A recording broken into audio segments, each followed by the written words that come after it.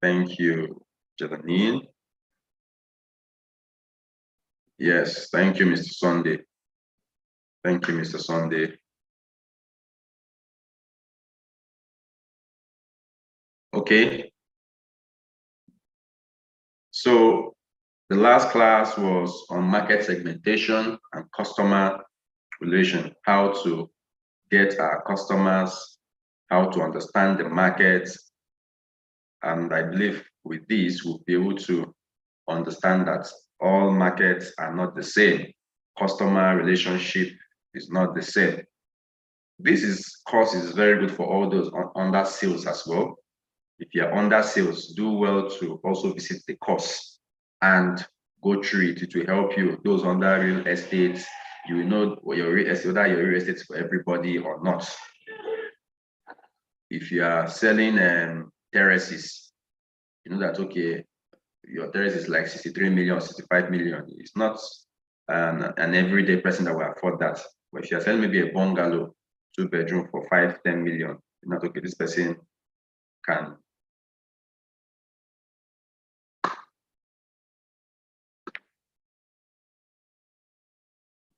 All right. So now we're looking at operations and logistics. Operations and logistics.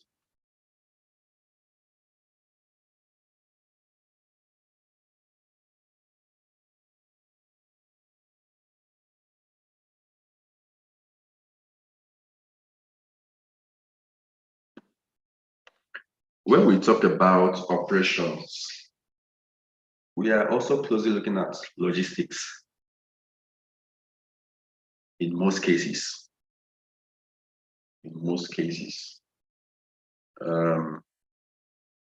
They both go in hand to hand. So we're looking at it in this our slide, and it will be taken by my own very self, Ikenna Emukafo, Oga HR.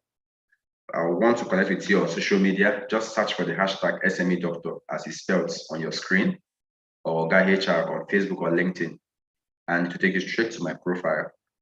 Just follow me and let's engage. I'm very sure you'll find my content useful for those who are already following me. At least I try to make a post on every day on corporate governance, business operation, human resources, how to search for job, and so that everybody can find a space there. Everybody can find a space there. However, my major targets are usually professionals, captain of industries, and small and medium enterprises. Okay, currently I'm an EU consultant to some business in the northwestern Nigeria, specifically on the downstream sector. And I'm a faculty member of the Integrated Institute of Professional Management. So these are our course objectives, which will continue. This class will make it to be shorter, just 1 hour, 30 minutes, so that we can rest and take the last class. All right. So what do we think? Should we have just 5 minutes break and run through the class? Or should we push the break forward? These are the two options. The two options is, should we just have a 5 minutes break now or 10 minutes break and run the class till finish without any other break? Or should we have the break in between, 10 minutes in between the class? Please, I want to see that in the chat room so that we'll all be in agreement. Let's have 10 minute break now. Let's go ahead with the class. Okay, I still need more people to, there's a tie. So I need more people to take position so that we can have a final decision on this. I need more, 1 more, 2 persons or 3 persons, go ahead with the class. Okay, so So can I have just one more? Just one more. Let's see if it will be a tie or we'll still need two more persons. Okay, based on, go ahead. So 3-1. So based on this, we are going to proceed. Go ahead. All right.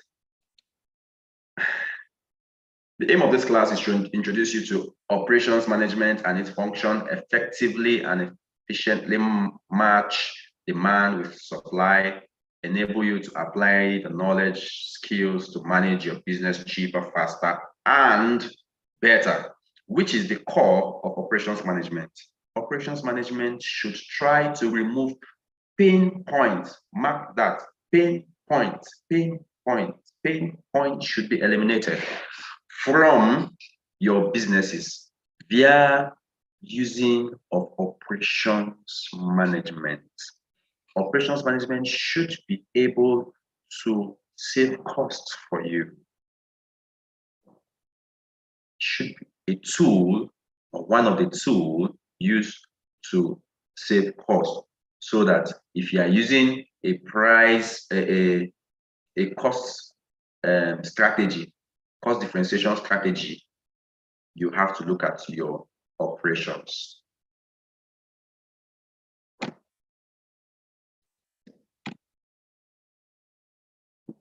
Operations is all it is all that is done to transform inputs of resources to useful output, i.e. product and service. So you get your raw materials, you put it, run through the whole operational processes, and you bring the product out.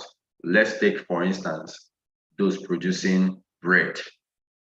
You get your flour, you get your sugar, you get those who will bake the bread, you get your machines, and put it inside the operations transformation center, and they mix it, add everything that is added, put it in the oven, tie it, put it in leather, and distribute it for final consumption. So resources here are labor, materials, finance, equipment, land, building, utility, and other intangible costs. Operations. So operations management functions include setting goals standard, operation strategy, locating your facility, arranging your layout, selecting business process, selecting technology to use, prescribing job, describing job, ergonomics, organizing work, scheduling work, planning your production. Let's speak, we'll just speak randomly, locating your facility. Or let's use selecting your technology. Don't know why I have this flair for technology. Maybe because I'm in the generation Y. Maybe because I'm the generation Y. That is why I'm very interested in technology.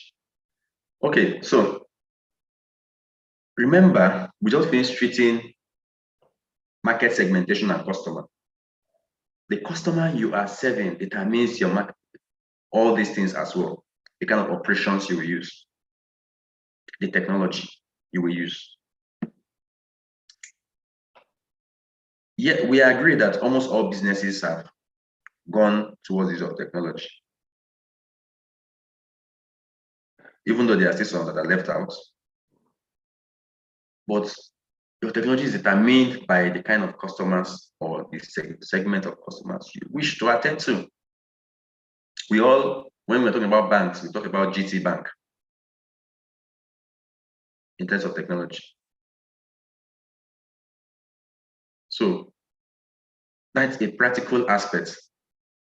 Let's look at scheduling and organizing work. This one is another practical aspect. When holiday is coming, how do you schedule your work? How do you organize work during holiday? I think there should be a holiday by 1st of next month. So how do you schedule workers to work during the public holiday? Okay, so do they work half day? Do they to save cost? And how do you plan your production? You want to produce engine oil and grease, for instance. And let's say your generator one is a smaller gem. It can take the both of them. And you have generator two that takes the both of them and even the staff residents. But the generator one does not take staff residents. You put on your generator two, generator one, since at that work time, people is assumed that staff are no longer in their quarters. Then at night, you put on the big gem because some staff are in their quarters, or most staff are in their quarters, while few are working at night. What are your operation strategy?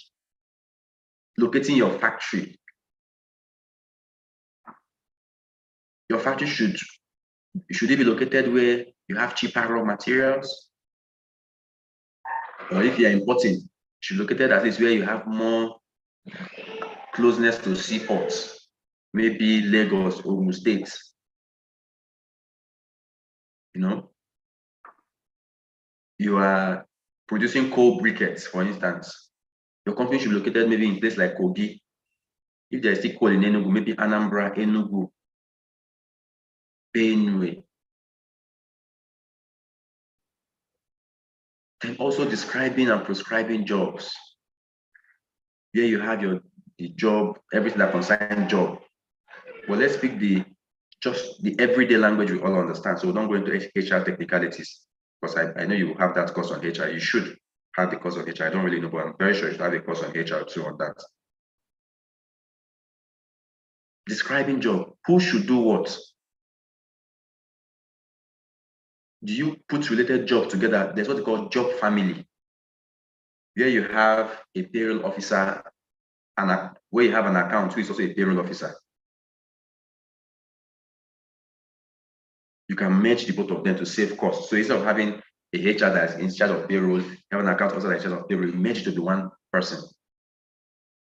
You see, you are saving costs. If you are paying a payroll officer 150,000, an account payroll officer 150,000, you have saved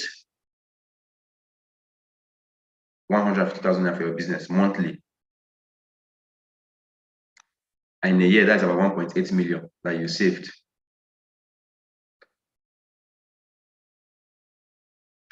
So all these are operations. For those that may be doing HR courses, but when we are doing HR operations, you understand also that the business angle, they are all intrinsically related with each other. All related. And related in terms of operations. One of the days I was motivating my staff, and I went to the security department and I was discussing with them. I told them, I said, I told them, I said, without you people, we will not be here. Nobody can do anything outside of security.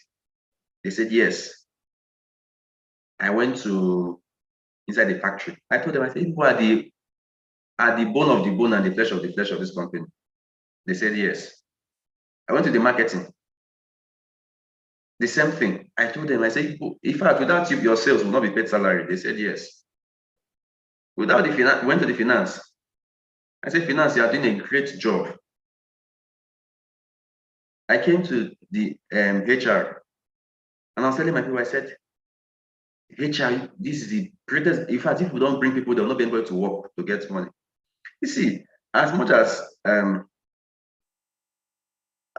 I must have done that and didn't pay attention to, but I was thinking about it. I look at in reality, all these departments are related in the business operations. Take away the maintenance, the machines will break down. I could remember when I was working in the mines, when a particular, if an excavator, for instance, is not working, every hour you are losing at least ₦1 million. That is profit. I'm not telling you gross. I'm not telling you the general revenue. At least ₦1 million. So at that point, we had so many excavator breakdowns and dozer breakdown, bulldozer, what's called bulldozer. And when strategy team did how much the company was losing in percentage, in fact, they were losing just 19% in terms of work, but it didn't translate to directly 19% of its revenue. It was like 60-something% of its revenue, or 50-something%. When we got some experts that set up the machines, all the machines, so the machines that we are working as to the ones that were not working was about, let's say, 70%. The revenue went up to about 200%. This is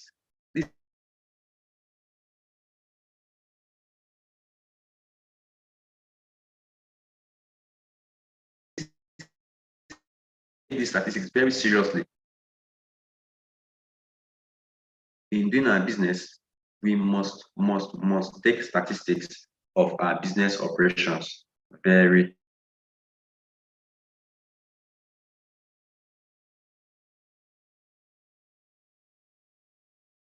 seriously. So operations management functions include managing inventory. So those in the store,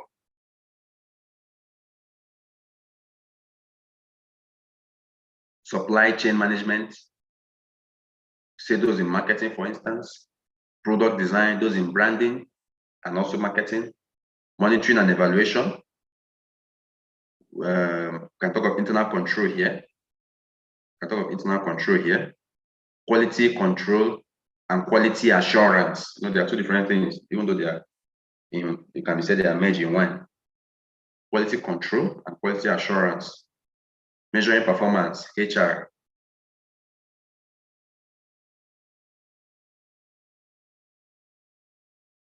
Reports and improvements. So you see that all these are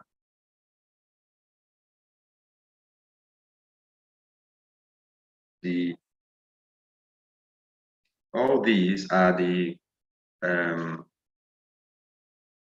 operations management functions of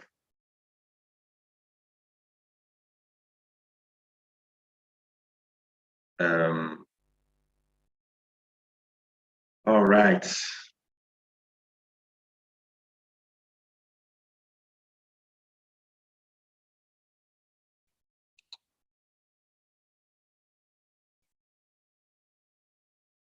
Goals and competitive strategies. Goals and competitive strategies.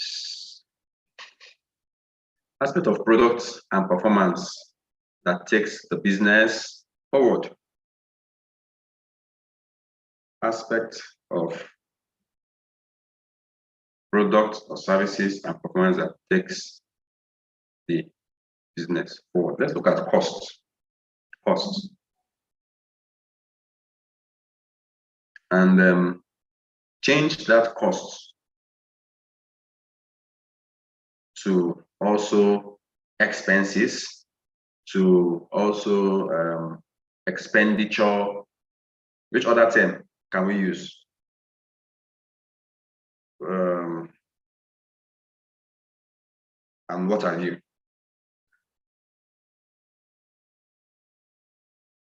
In cost, sometimes when you are running a business without taking cost into cognizance, you may not even close down in one night.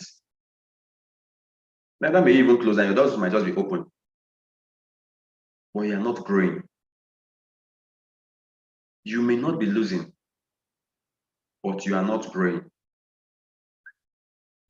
And cost is in its general sense of it. Cost of fixed and variable costs. Fixed costs and variable costs. So let's know, let us list some fixed costs we know. Fixed costs. So I don't think that everybody knows fixed costs. I'll just proceed. What example of fixed costs? Someone else can be listing variable costs. Let's see those with us.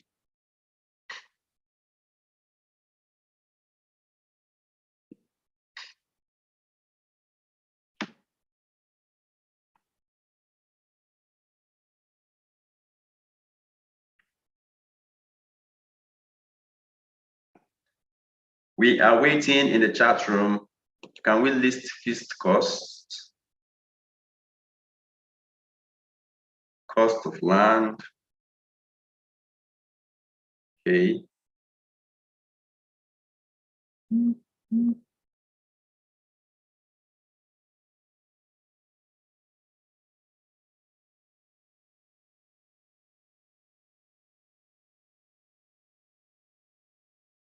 Building.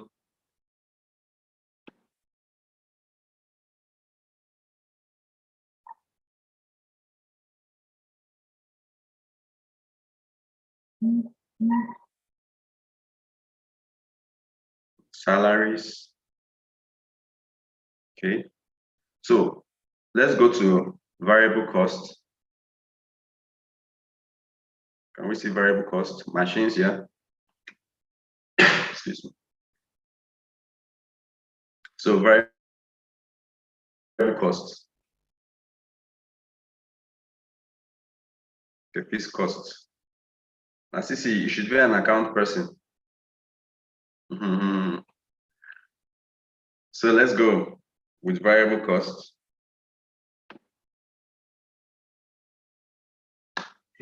We won't proceed until we get it. We have to be sure that we all understand what this is a practical class. It's not, I'm not teaching here, and we're only discussing. Fuel, diesel, yeah. Overhead. Like, what is overhead? We want to break it down, we want specific. We always use that overhead cost. What is that overhead cost?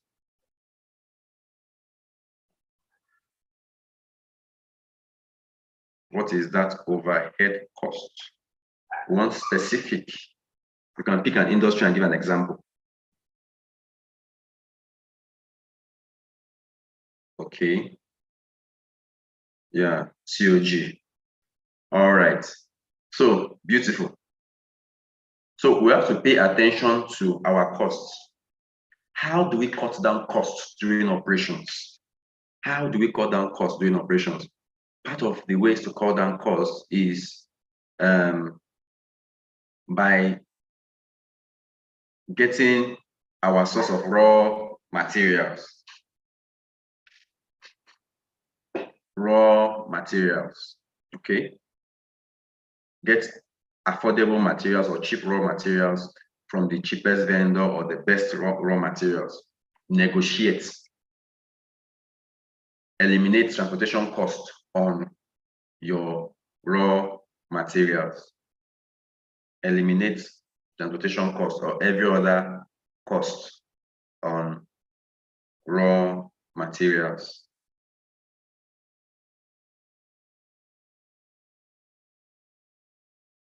So,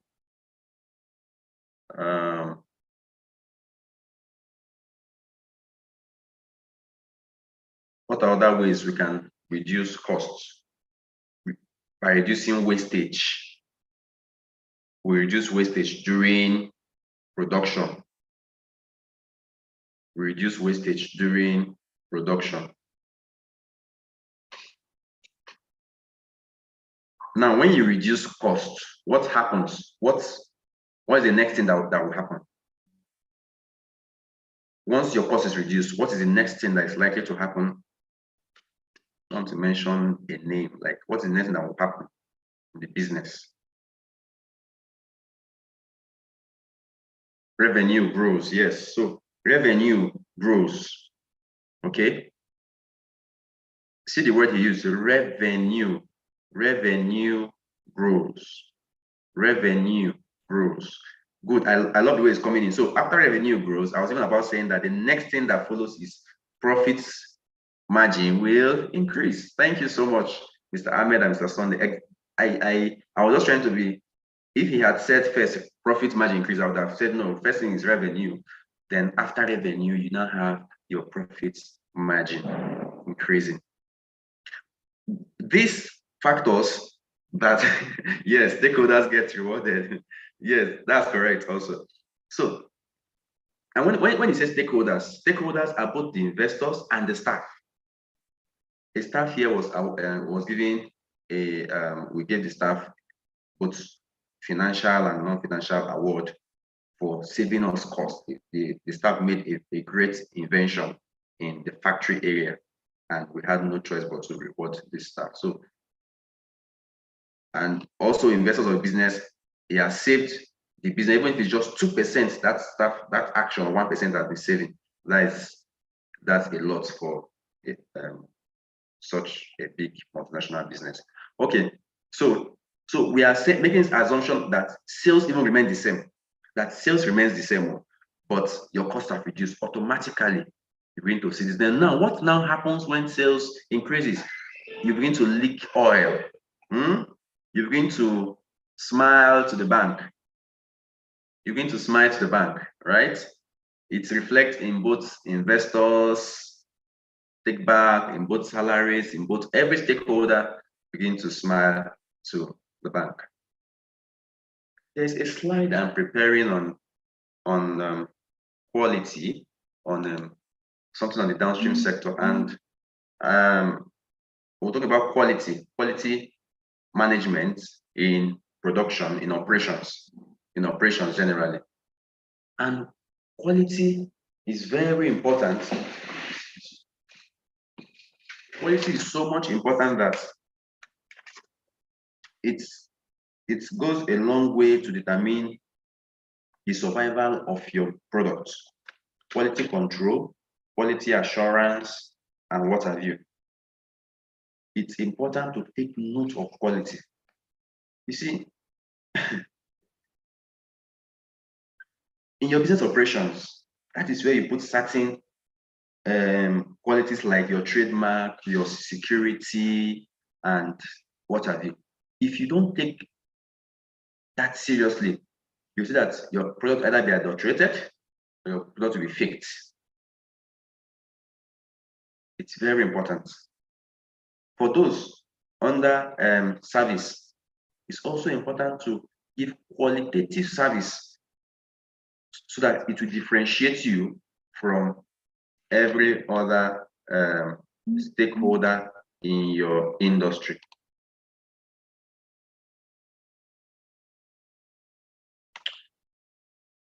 So part of the benefits of quality is that it maintains you up to standard.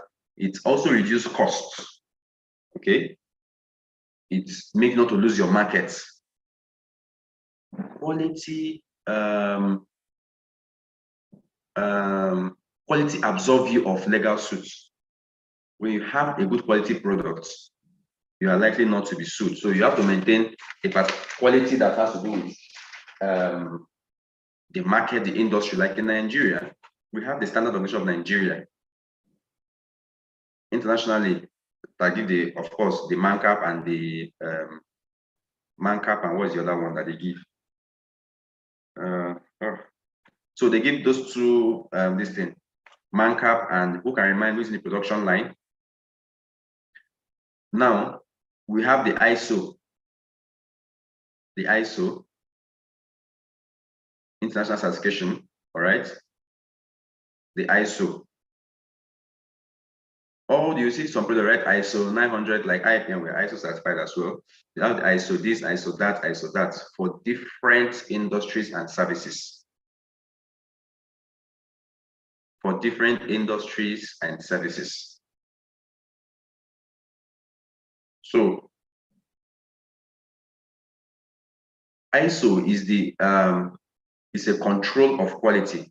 Is an assurance of quality. That's what ISO does. And number one body that give that ISO certification in a country like Nigeria is Standards Organization of Nigeria. So other things to increase your complete strategy is delivery time. Delivery time. You should deliver your product on time. Don't keep your product in your warehouse. As your product is in your warehouse, you are incurring costs. You are incurring costs. Those in accounts, you understand what I'm saying. You're incurring costs. So what do? Put fire on your marketing team. Put fire on your marketing team. If you've been given a work to do the work. If you're under service delivery and the work has come to your table, do the work and pass it back to the next person. If you are doing CAC registration for people, do it on time. Which other service rendering, for instance, you are a repairer of something, you are a fixer, you construct, you make on time and return. So you can just take time now to think your business. Remember, this is all this we are saying is related to the rice we mentioned and the Eric we mentioned in the previous lecture. So what problem are you solving? Are you solving the problem of time? Like when I started my laundry business, what I was solving was issue of time. Time. I was solving the time of every dry cleaner solve that time for you. That time factor of you take your clothes there, you don't wash it yourself. Every dry cleaner does that they wash your clothes for you. But the time I was solving is that you get your clothes on time. Within 3 days, you've gotten your clothes. Within 3 days, you've gotten your clothes. In my locality then, I was the first to start that. Before even the bigger laundry companies began to take that line. So increase your turnaround time. If you are in a hotel business, your receptionist should not keep guests waiting for long. Your F&B department should do the needful on time. Even if it's a la carte, I want a vegetable soup a la carte or jollof rice a la carte. Your operation department, your F&B manager, using the operations technique should ensure that those things to prepare it are ready. I could remember growing up, my mom, when they pay her salary, she go and buy head of cow and leg of cow, that's head and the leg, which they call brocotor then, and we pieces it, we parboil it inside a very big pot like we're doing occasion and start putting it. Meanwhile, in parboiling, she put all the whole ingredients, all the whole ingredients you can think of. The only thing that may be needed may be the vegetable, or if it's a egusi, just put egusi and the soup is ready. That was our own way of making operations easy. So if you want, and that was why I said it very early. So you just say, Ikena, before I come back, make sure you've cooked egusi soup. I say, yes, mommy.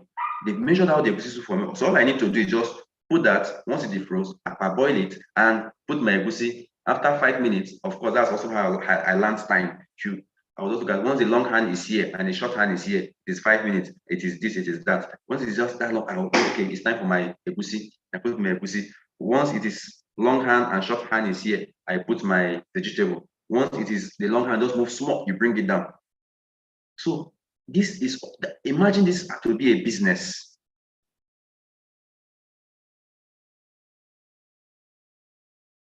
This is what you should put in place in your restaurant, in your business center. Don't keep people waiting. Flexibility. We have to be flexible. We said that before. Don't be rigid that this is how it is and therefore it's casted on stone. No. Or iron. So if there are others we may wish to add, I will be glad to see contributions from us. on how we can increase our competitive edge. On how we can increase our, there are so many.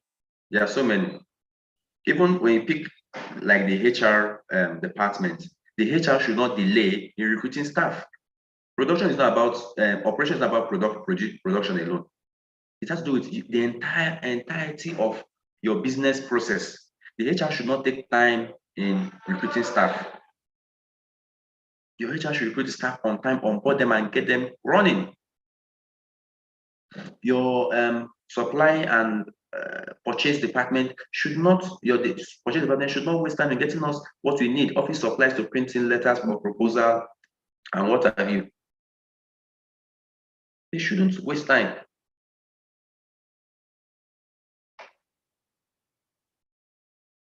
Okay, so in the absence of anybody making any contribution, we'll proceed.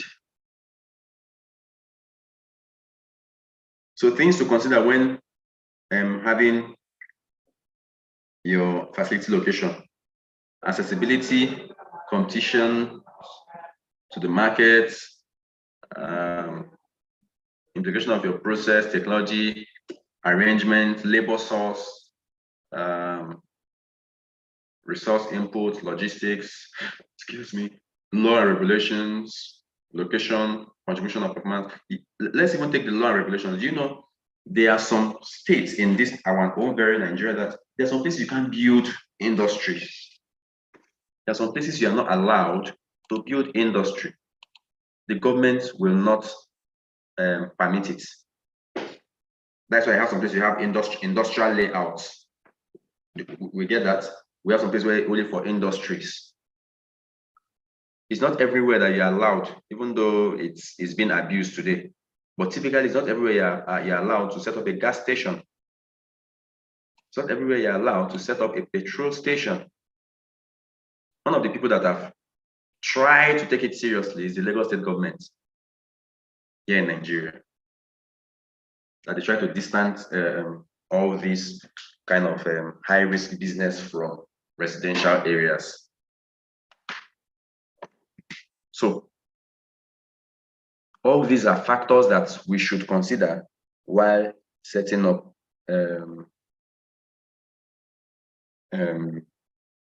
business, a particular location.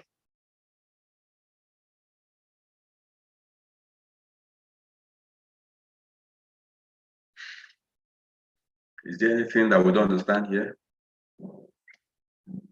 Facility layout and arrangements. There is, for those under production, we'll still, you know, like I said, this is not just practical. This is not just theory, it's practical. Let's take factory, for instance. Part of the, okay, do we have those under factory here? That is under factory production. If you're under factory and production, let me see. Or just drop your sector. Either we can drop your sector or drop if you're under factory and production.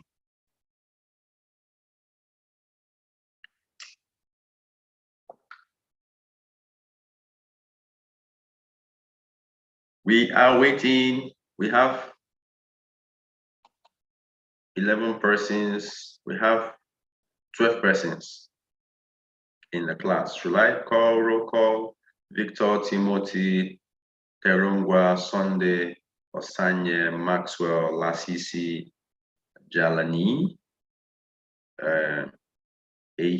Ehizoje, Dr. Alex, Ahmed. So we're actually 11. We're actually 11. Okay, so real estate. Okay. More. We want to see more. We want to see more in the chat room. We want to see more. We want to see 11 posts in the chat room. I will make it 12. I'll post mine too. So construction and facility management. Okay. We want you to, while we are doing this, so that you can go back and get this, you know, look at your where you're working or your business and see how you can replicate this. And this will help you. Practical knowledge is the best way of learning because it will help you in your project, projects that Mr. Bento spoke about. Supply chain management, beautiful. And this will also guide me, so I will know the examples where I'm making examples from. Okay, so like I'm using industries here, real industries, so that you can benefit firsthand from this training. Okay. So, facility layout arrangement. Let's speak construction first. Okay, beautiful. So let's pick construction first. And let's assume they have their equipment they use in constructing, their bulldozer, their tippers, and so on and so forth. How these things are kept in the yard where they pack it, or in the compound, or wherever in the factory, it matters. It matters a lot. It plays an important factor to be considered. It plays a role in your safety, protocol. It plays a role in your costs. It plays a role in productivity.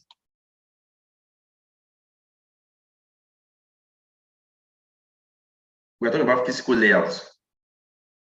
Let's talk about tax management, supply chain, and real estate, your offices, how your offices are set up. Are your offices jam-packed, that there is no access to having a way around? If this is done, there is likely that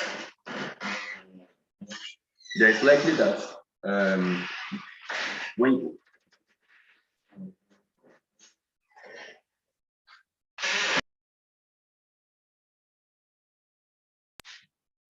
if this is done, there is likely that when it is jam-packed, when your office space is jam-packed, it causes some level of inconvenience. It causes some level of discomfort. So let's just look at operations or facility layout as those only working in factory. No. But for those who have a bread factory, who have factory where you have equipment, you must have, part of the requirements that you must have exits and then entry and exit points. You must have good ventilation. This also applies to offices. There was a place I visited. I said my friend there, that was the day he was resigning. I said, why? You just started this work. He said, yes, they can't continue that. There is no fan, there is no AC, that they went and buy this, everybody will buy this table, this fan that brides use on their wedding day. So you use it. The company said they are not buying, they are not ready for that, for AC or fan. Wow. So your office layout matters, your company layout matters, your factory layout determines your productivity, determines the operations, determines the output. All right. So let me just have 5 minutes. I'll join you shortly. I'll join you shortly. 5 minutes. Thank you. Sorry for the inconvenience. Thank you.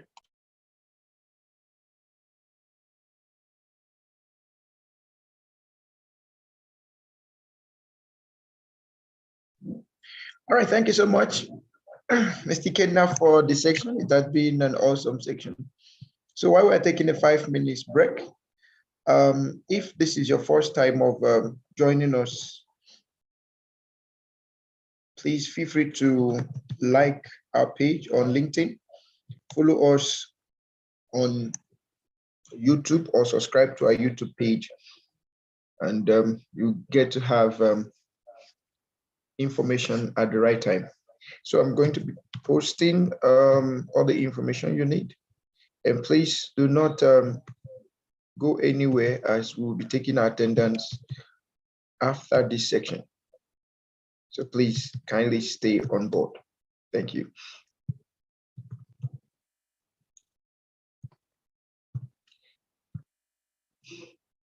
Please kindly follow us on LinkedIn with the LinkedIn page there. Now, one of the reasons we always encourage people to follow us on LinkedIn is because LinkedIn has become the professional platform for verification of certifications, especially for organizations who do not want to pass through the stress of writing to institutes to verify certificates. So to make it simple for you to verify your certificate, like us or follow our page on LinkedIn, so that whenever you're posting your certificate, you can always mention IIPM as where you got your certification from, and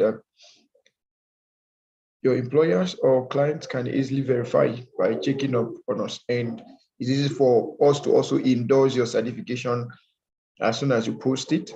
It's easy for us to endorse your skills, endorse the new skills you've added. All right.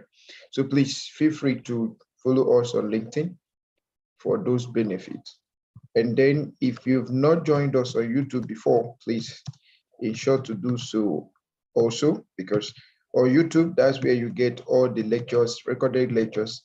So in case you missed any class, you can always use the YouTube to go through the lectures. And importantly, if you've not given us a review on Google before, please give us your 5-star rating on Google. We need the 5-star rating on Google, and you say something about the program.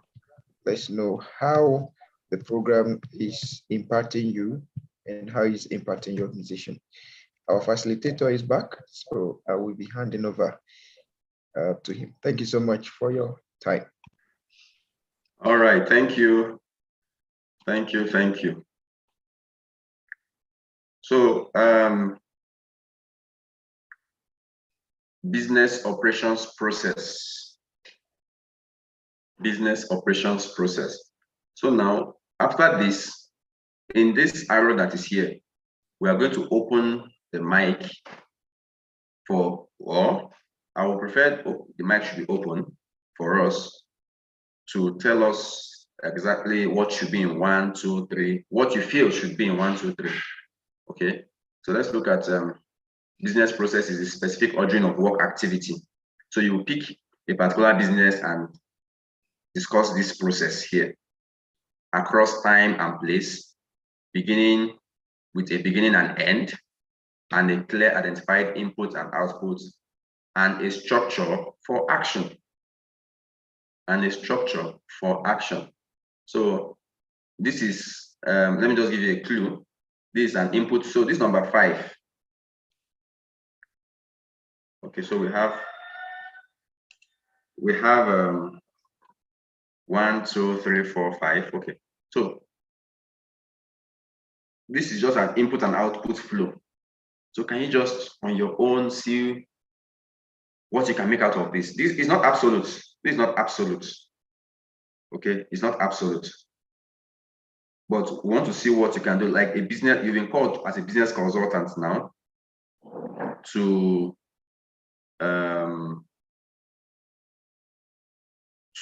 give a business operation process of a restaurant,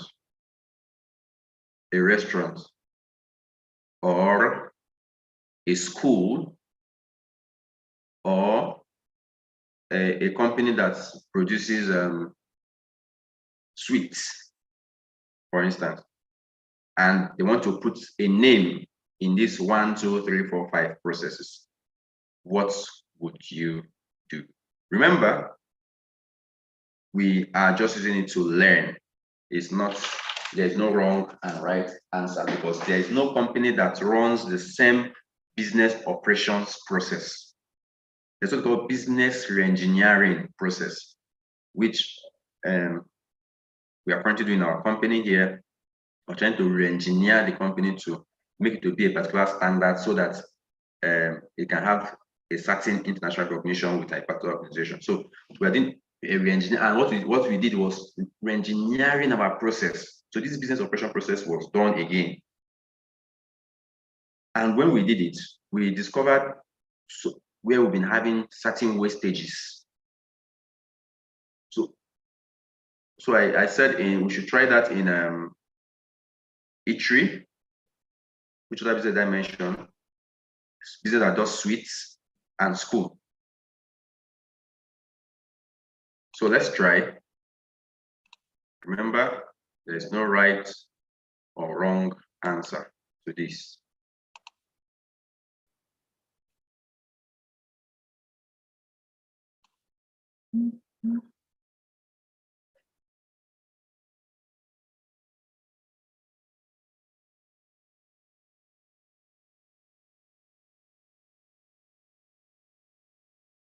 We are waiting for those that want to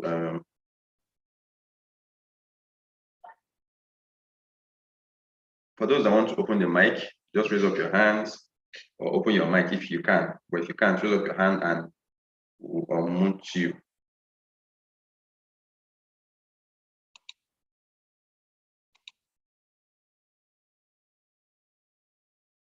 Raise up your hand, I will unmute you.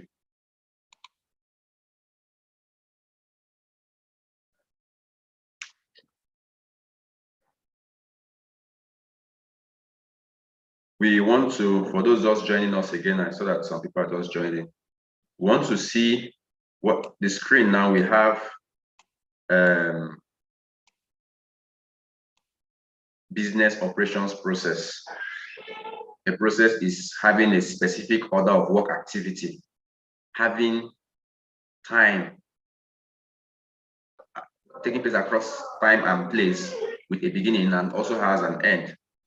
And it should be clearly with a clearly identified input and output. And you could take construction for those in construction. Like I could see that we have those in construction. So you can take your field and a structure of action.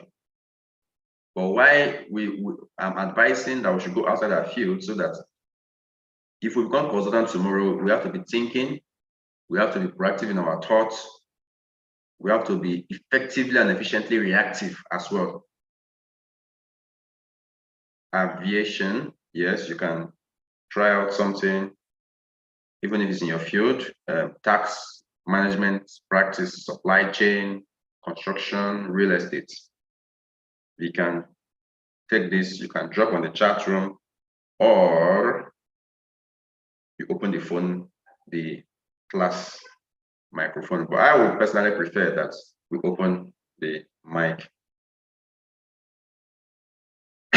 Excuse me, to explain further.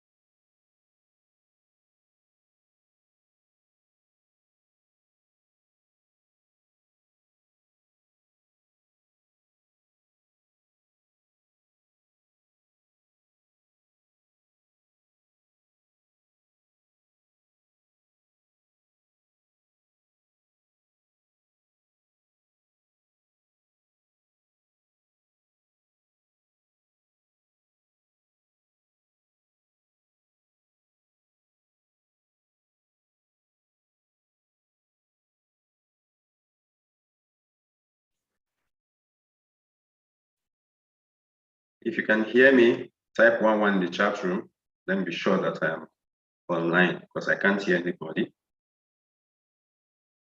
If you can hear me, type 11 in the chat room.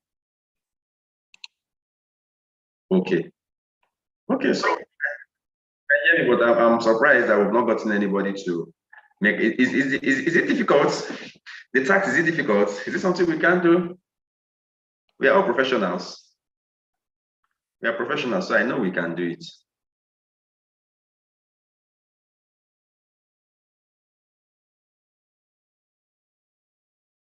I've decided we will not proceed if we don't get it. We have to have an attempt. We must make an attempt. We must make an attempt. So I will just wait. I will still give extra 2 minutes to someone to make an attempt to be sure that what we've been saying we can actually put into practice.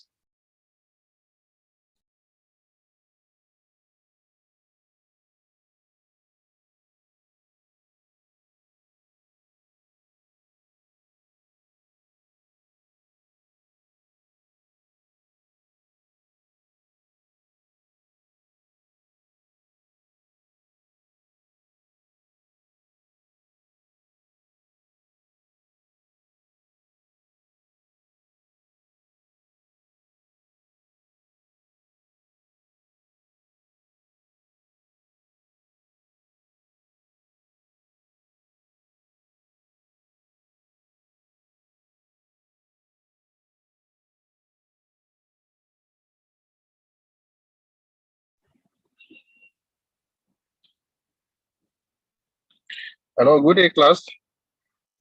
I don't know. Can I be heard? Yes, you can be heard. Yes, you can be heard. Okay, my name is Isha Terungo Simon. I'm into aviation. Yes. Aviation is quite broad, so I will just take the specific part of the piloting aspects of aviation. Yes. Yes. Which the process is the job activity is for the pilots to fly passengers from one point to another safely as designated by the company, and we have both corporate and commercial pilots, and their job description basically is to fly the aircraft, but there are little intricacies that comes with being either a commercial pilot or a corporate pilot. For being a corporate pilot, you're expected to give more services. You're expected to be more like the customer is king, and you go the extra mile to satisfy the client. Why being a commercial pilot, a lot of things are done for you. Your job is just to fly the aircraft. So in the commercial pilot, the pilot reports for duty. He goes to an office where it's called the crew control room, where he is being briefed on the weather, and then also on the technical of the aircraft, telling them whether the aircraft is serviceable or not, where is it parked, how much fuel does he have on board, the weather en route, at destination, and at its arrival point. In the event that he has to divert to another airport, what airports are likely available for him on his route. All that is being done in the OCC. And then he has a timeline to report. For domestic flights, he is expected to be in the office at least a minimum of 1 hour before the departure time. And then for international flight, he's expected to be in the office at least 2 hours before the departure time of the flight. And then once he's done with that processes, he takes all his paperwork, cross-check them, make sure everything's okay, gets on board the aircraft, and also check the documentation on board the aircraft to make sure they correspond and they are current, and goes with the regulations of the country or the regulators. Then he also checks his own aircraft by doing what they call a walk around, and just to check the serviceability of everything on board. Once he's satisfied and everything is good, then he can ask the ground staff, which is another part of the aviation, to now call for boarding for the passengers. And that is the process where the passengers board. and eventually the flight departs and gets to its destination. So that's basically the structure of a commercial pilot. Beautiful. Thank Beautiful. Thank you so much. Thank you. You see, so we could place this step by step everywhere in this flow chart we are seeing here. We could place it step by step. That's beautiful. Thank you. Mr. Sunday, you have the floor. Okay. Good afternoon, professionals. Yes, good afternoon. Thank you for the lecture so far. Well, the business operation processes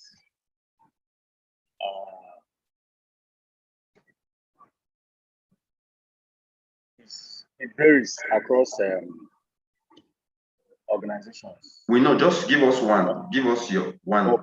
Okay, I just want to give us a little idea. So I want to start from the bottom to the top. Okay. Yes. So the bottom is talking about the structure for action. Now I want to build. You are not clear. We can't hear you clearly. Okay. Can you hear me clearly now? Well, I can barely. I don't know about that, but go on. Can you hear me clearly now? Yeah, it's better. Okay. I want to erect a structure. Let me use a particular location. For instance, Lekki in Lagos. Okay. And the structure is a residential building, a duplex, precisely. Are you getting me now? Yes. So, in erecting this structure, I need to get a surveyor that will measure the land, and also an engineer that will tell me whether or not the land can accommodate the duplex that is implanted to the structure. So after doing that, I move on to the inputs, which I consider to be the raw materials. Okay. And the raw materials are the sand, granite, cement, iron rod. In this case, too, labor, which consists of the bricklaying, welding, plumbing, and all sorts of categories of persons that are needed in the input process. Then the duration of the project, which I consider to be a time frame. Yeah. So this could be pegged on a 1-year project or less than a year project. Okay. To be executed. And then the specific work activities, which I think involves the timing, the opening time for work, and the closing hours. That one I can say from 8 a.m. to 4 p.m. daily, from Monday to Saturday. And then after this period of 1 year or less, we have the structure erected. All right, thank you so much. So that's my own simplest way of analyzing this business process in terms of real estate management. Can you hear me? Yes, I can hear you. You did well. Thank you. Okay. Thank you so much. Thank you. Yeah.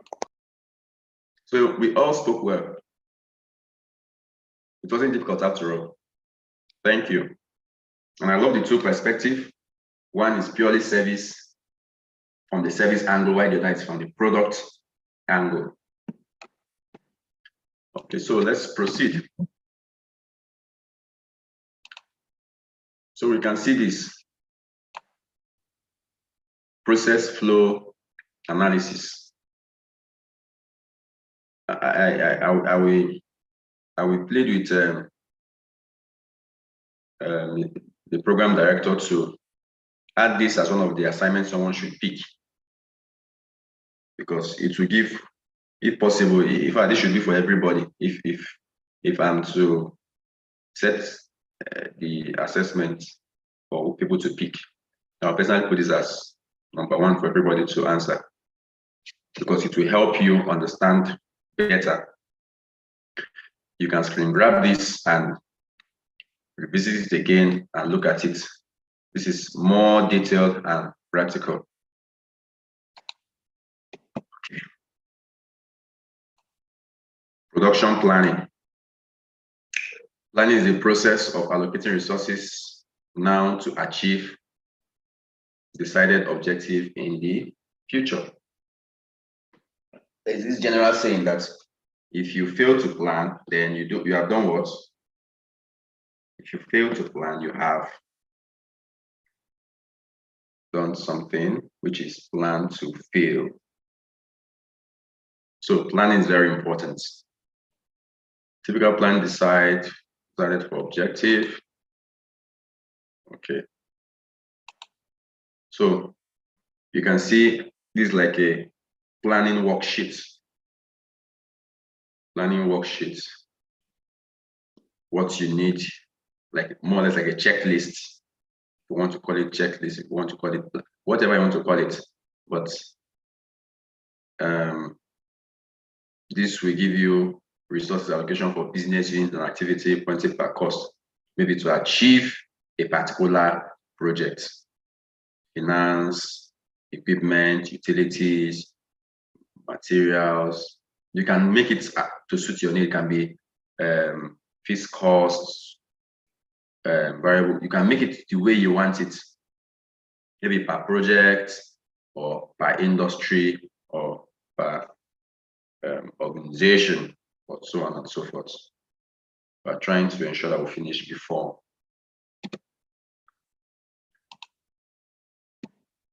We're almost done anyway. Technology selection. Factors to consider. What does it do? Now we are always, this is another place where many of us make mistake. We go and get a very gigantic machine or a complex machine. It matters a lot when we want to get our technology, the kind of technology to deploy. It matters. Looking at what is written here first, so what is not written is what does it do? Does it do the basic things that you need it to do? How does it do it? Is it doing it in a way that will cause you damage? Is it finishing smooth? Is it hazardous? What does it cost to use the machine in terms of utility? Does it need more manpower to use a particular machine, or it reduces the need for manpower? Does it save costs of diesel? Does it burn diesel faster? How much knowledge of skills is in-house? Like how many people in that house can operate that machine?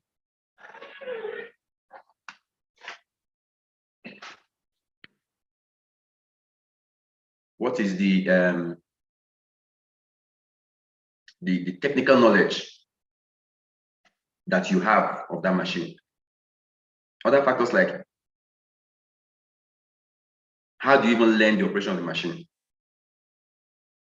You need to import people to come and teach you the machine. There was this company I worked with that had a laundry, opened a laundry session newly.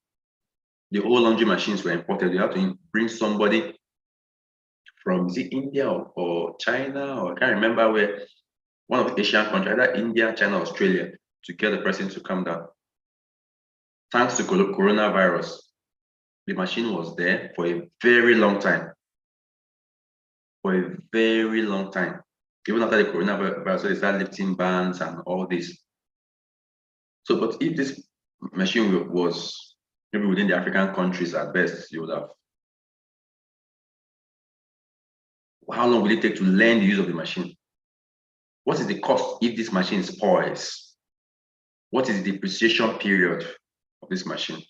All these are factors in use of technology. We want to put an internet, there are some software that we want to put, you have to go and get Israelis to put the software and to manage it for you. This is also aspect of technology we should look into in advising or setting up our businesses. Inventory management in an organization include labor, raw material, work in progress, finished products, capital, customer queue, data information, land building. All these are inventory that you need to manage. So to manage it, some big organization will have manager, store manager for raw materials, store manager for finished products. We have to manage all this. So we have to take this as well in our business operations serious, because when there is P3, for instance, or someone can just walk into the store and take whatever he or she wants without accountability, it's not healthy for any business. Or spare parts, or those working in oil mill, you can just go and bring 1 gallon and take oil to your house and or give to your wife to be selling, or go and sell in the market. So there have to be some sort of regulation to this when it comes to your operation. Still on inventory, economic order quantity, order lead time quantity, and stock safety. This is very important, very, very important in your inventory management. At what level do you reorder? Do you have that currently in your business operation? That when my product is finishing, I should have reordered. It takes 2 months for this product to get to me. So therefore, once my product is at this particular level, I need to take me 3 months to finish selling it. Then I reorder. Look, a lot of people don't pay attention to the reorder level. That's why I go to some places, you tell them, what do you have? This is finished. You have this is finished. You have that is finished. Or we couldn't produce this because this is finished. Or I couldn't write this thing because I don't have A4 paper. There are some of these excuses that it doesn't tell that we are serious in business, or our organization is a serious one. So you need to look at your business. When one person does not do his or her job, it affects the other person. That is how operation works. So if you have a software using managing inventory, beautiful. If you don't have a robust software, you can use other software like even Excel and do conditional formatting. So even talking about operations, these are some like Excel skills, one of the skills that every manager should or must have. It's a skill that if you can't, when people say, can you use computer? What can you do Microsoft? So I'll just laugh. Can you use Excel? No, not like that. You can't use computer. Because Excel helps you in data reporting. It helps you in so many things. I mean, you can even type a memo in Excel, but hardly can you present a very good data in Microsoft Word without still referring back to Excel. So, production philosophy. We spoke about this. What to note and respond to: produce, to stock, customer, order, or combination. So it depends on what you want to, how you want to produce. Either you want to produce and stock then sell out, or based on order, or using the both of them. Depend on the industry you are, depend on what it is. What are the implications of your choices on the quality, quantity, resources, sales, distribution, skills, and inventory? Remember, I told you that when you keep your inventory for long, you're accumulating costs. You're accumulating costs automatically. Yes, push or pull philosophy. So you're accumulating costs automatically, which you don't want to. You don't want to get cost of your warehouse. As I see some organizations, they do what's called demurrage. Demurrage. Demurrage. Once you keep your things there for, in fact, when I was my laundry, if you keep your clothes for more than, I mean, is it 1 month or 2 weeks? I can't remember again. It's even written in my receipt. It's that when you come to collect, we will not give you pay for demurrage. And the man got angry one day. What is it? What do you mean demurrage? Is this a seaport? But you can't use my store to do your wardrobe. So what's the implication of any action you are taking in terms of resources, in terms of your inventory, in terms of distribution, what's your distribution philosophy? No money, no distribution, or it can be anything. Depending on how you want to domesticate your business, depending on the risk factor associated with your business.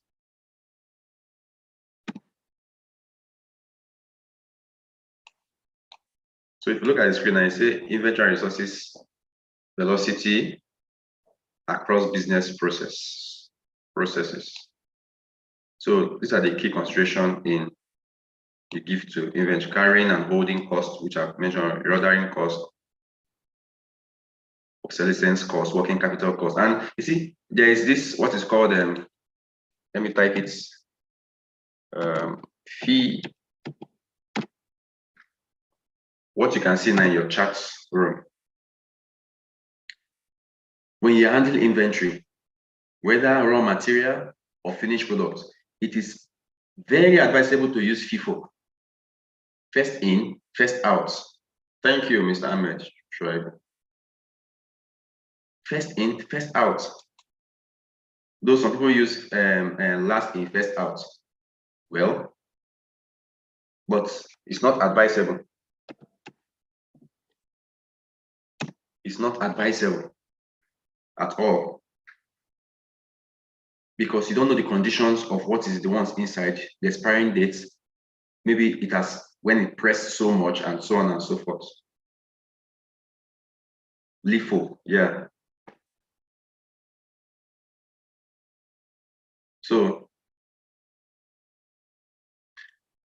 all right, but FIFO is, it's he just took the word out of my mouth. FIFO is the most accepted, is the most widely acceptable.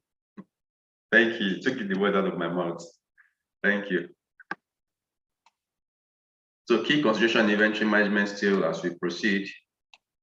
Looking at all this on your system. You can see the screen.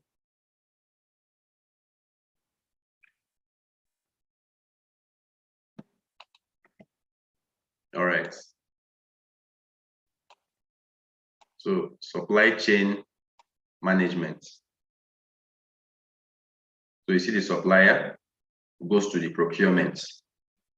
From the procurement to the warehouse. Inventory. And we can say under the inventory management, also inventory usage. Meanwhile, from this procurement, operation has started. In fact, before then, operation has also started. So, but let's take it from here, from the procurement to the warehouse to the inventory usage and management to the logistics, which is distribution, and now to a happy customer. So procurement must be the right quantity, quality, time, price, and from the right source. Because the quality of your finished product is also determined by the quality of your raw material. Let me take that.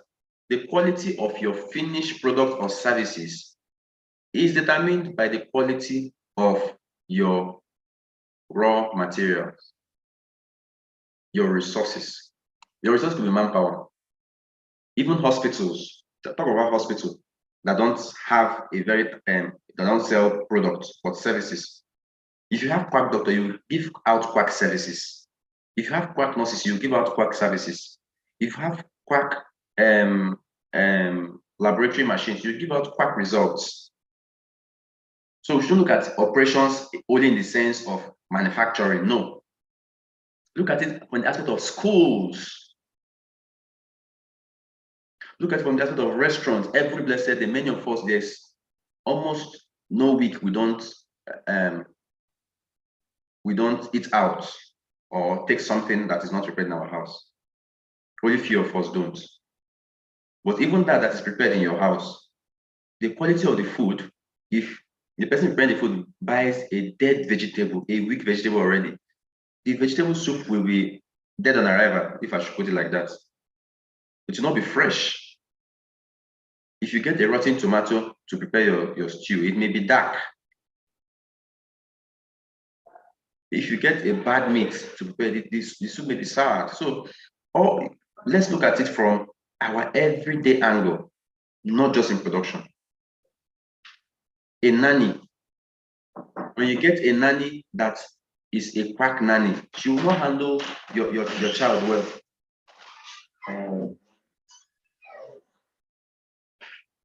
You will not handle your child well, all right?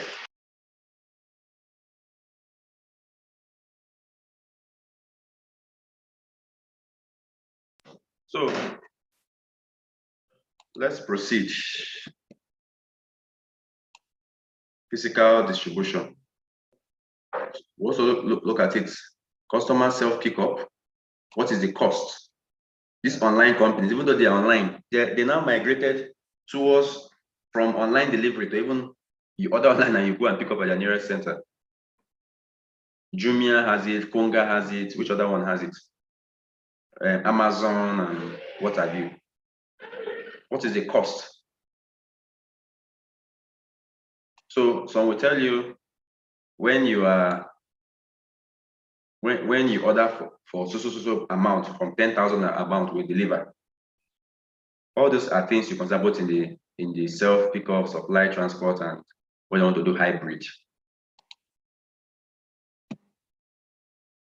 Product quality in all is what the customer judges as to be. It's achieved by complying and reconciling with the following.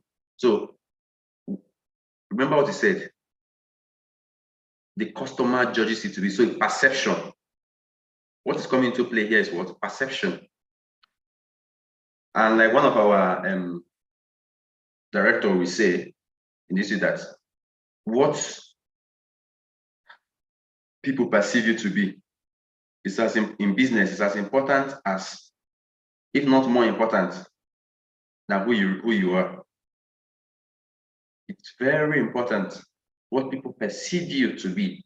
What do your market say you are? What quality, what brand do people say you are? We used the example at the beginning of the class with Peak Milk. We use iPhone.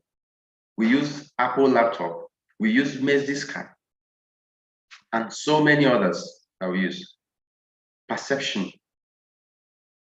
So the gap between specification of the market's research, producers' capability, and customers' actual acceptable quality, the laws and environmental dictates, regulatory agency specifications, acceptable set limits, quality set limits, among others. We are almost done. All right?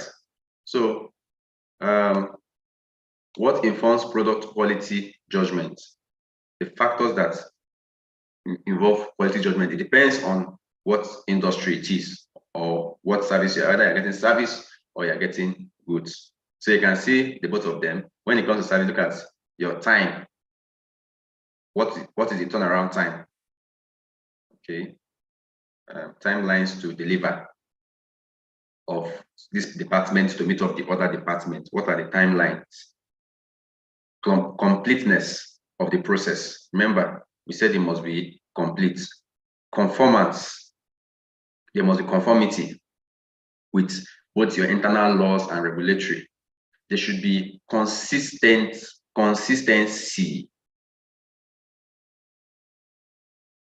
Consistency in your taste. There is an eatery near my house in Abuja.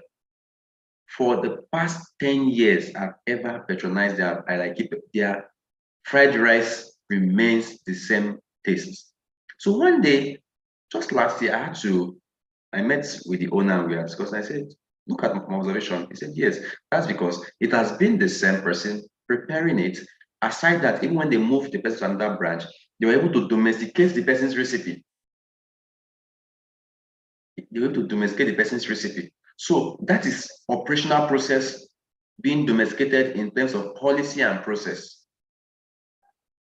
Accessibility, convenience, accuracy, responsiveness. Then in terms of good, of durability, performance, features, is it user-friendly? Reliability, is it serviceable? Safety to use, beautiful appearance. So all these are perceptions that we use in judging the quality of products we use, either services or of goods. Thank you so much. Thank you so much as we round up with questions and contributions.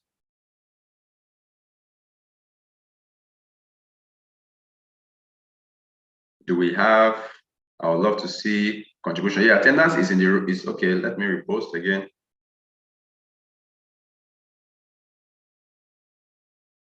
You can also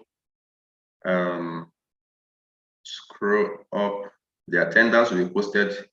Now, while we wait for the attendance, let us also give a Google review. A Google review. Okay.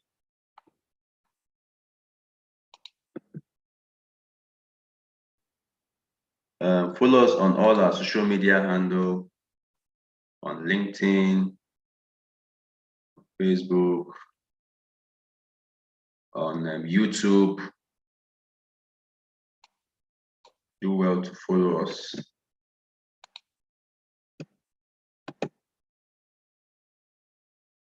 Please, I want to see your reviews. I want to see your comments on our YouTube videos. And personally, I also want to interact with you after now on both LinkedIn and on Facebook. The attendance will be posted very soon by Mr. Benito. Will be posted very soon by Mr. Benito.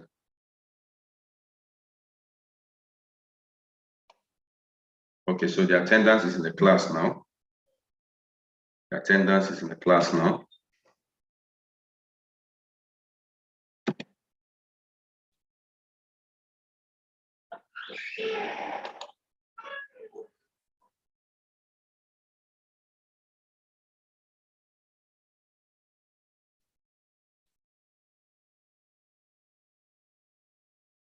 All right. Thank you, Mr. Benito, for the opportunity again. I'm very grateful for the Institute for always giving me this great opportunity to interact with intellectuals. I'm grateful.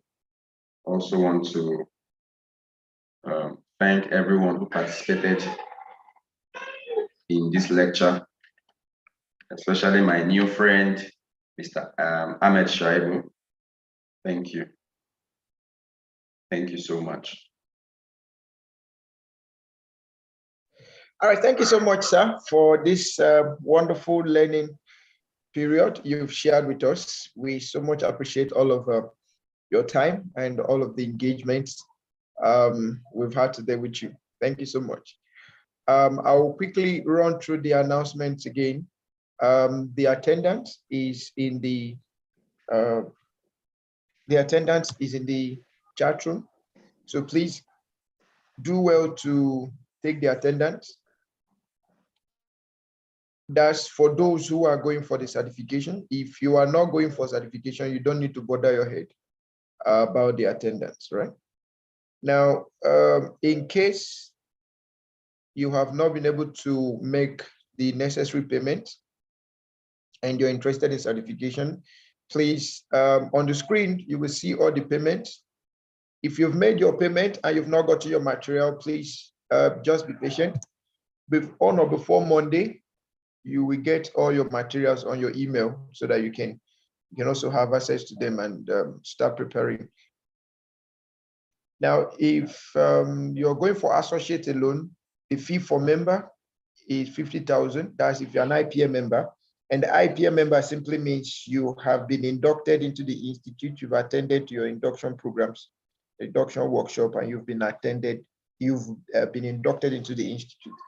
You are a non-member if you've not attended the induction. Now, for associate level, for the award of certified associate business development professional, members 50,000, non-members 65. And the breakdown is there. You can pay instrumentally if you wish, according to the breakdown. Then for the certified lead business development professional, you have members 65,000 and non-members 75,000. Please, I would like to call our attention that these programs at the moment are highly discounted. And anyone who is taking this program now has other benefits associated with this program, other benefits like by the end of this program, you will also be given a mini MBA in business management, in business development and management at no extra cost. So these are some of the benefits. In the next 30 days, you can still reach out to us if you have any concern. You want to share with us your business idea, you want some guide. The office is open. If you're in Abuja, the office is open. If you're not in Abuja, our emails are open, our lines are open. You can always reach out to us. Our office in Abuja is at Suite 211, Business Throne Plaza, Joseph Gonwalk Street, Gudu, Abuja. Suite 211, Business Throne Plaza, Joseph Gonwalk Street, Gudu, Abuja. Suite 211, Business Throne Plaza, Joseph Gonwalk Street, Gudu, Abuja. If you're often with National Assembly quarters, yeah, just under as is, you can always get to us. And our office opens from 8 a.m. to 5 p.m., except for Saturdays and Sundays. Okay. For payment details, you could find the payment details there. The GT account 0588546395, 0588546395. If you're not in Nigeria or you wish to pay in dollars, please kindly use the secured payment link that you can see on the screen and use that for your payment. All right.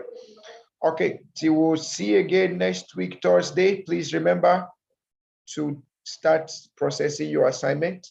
Your assignment is to be put on a slide. And you have 5 to 10 minutes for the presentation. And then there will be an assessment on Saturday. The Saturday will be the final class for the certification program. So after Saturday, we'll take it 2 weeks, and then when we return, we'll engage on the expanded curriculum of the mini MBA. And like I said, the only requirement you need to access the mini MBA is that you take an extra class, you take extra classes. Now, the assignment is in your attendance. As you're filling the attendance, you will select your own assignment so that we know the course or will know the area you are interested in. Mr. Max, you are asking for the assignment. So the assignment is in the attendance. As you're taking the attendance, you'll find the questions. So these are some of the questions you can choose from. Design a feasible business plan on any business of your choice. Create a realistic marketing and sales plan on any product or service of your choice. Create a realistic customer relationship plan on any business of your choice. With all you've learned, reinvent your current organization's business model. So you could also decide to work on your current business model. Number 5, with all you've learned, reinvent your current organization's marketing and sales plan. Design a production or operations plan for any business of your choice. Reinvent the production of operations plan for any business of your choice. Develop a risk management plan for any organization of your choice. Please note, in this case, we are talking about business risks. We've talked so much about SWOT analysis. Even today, the lecturer spoke so much on production, operations, marketing, and all of that. So all of these things are associated with risk. So you can choose to develop a risk management plan for any organization of your choice. You could choose to reinvent the risk management plan of your current organization. And the last is, with a thorough feasibility report, justify, please, that should be justified, not just, that should be justified that the idea you are presenting is an investment worth opportunity. So if you have an idea you think is investment worth, please feel free, put it on paper, and then let's have that. So far, so good. It's only 3 people that have taken attendance: Timothy, Ahmed, and Gilani. So if you've not taken your attendance, I am sending the attendance again. Please note, we don't post attendance in WhatsApp groups. To avoid, I did not take my attendance and I don't have assignment. Please, we don't post attendance in WhatsApp groups. So I'm posting the attendance again. You click on the attendance and then fill it out, and that will be all. I'm going to leave the screen. I'm going to leave it for about 5 minutes before I close the class. So if you have any question, have anything you want to ask, please feel free to ask now.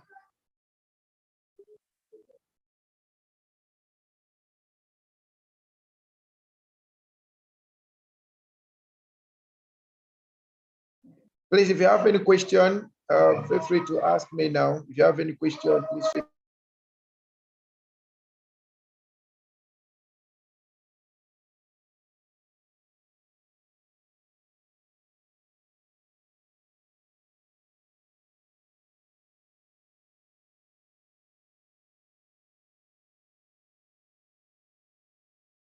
The attendance list is still in the chat room. Please make sure you take your attendance here while you are in class.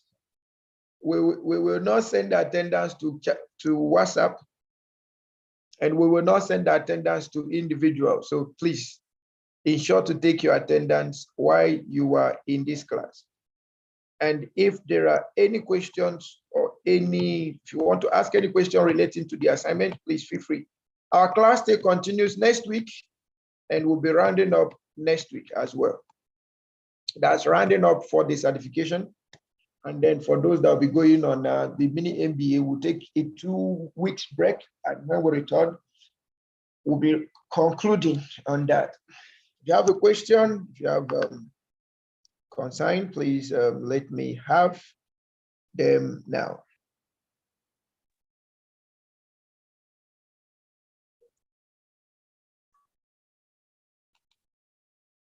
If you're not going for certification, please, you don't need to bother taking assignment. You don't need to bother with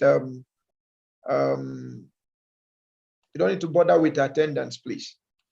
If you're not interested in the certification, because the attendance will just help us have your name as you want to have it on your certificate. And please, we said your name as should be on certificate in capital letters, but we are still seeing people write small letters. Please make it capital letters. I'm going to share the form with us, and let's see it all together.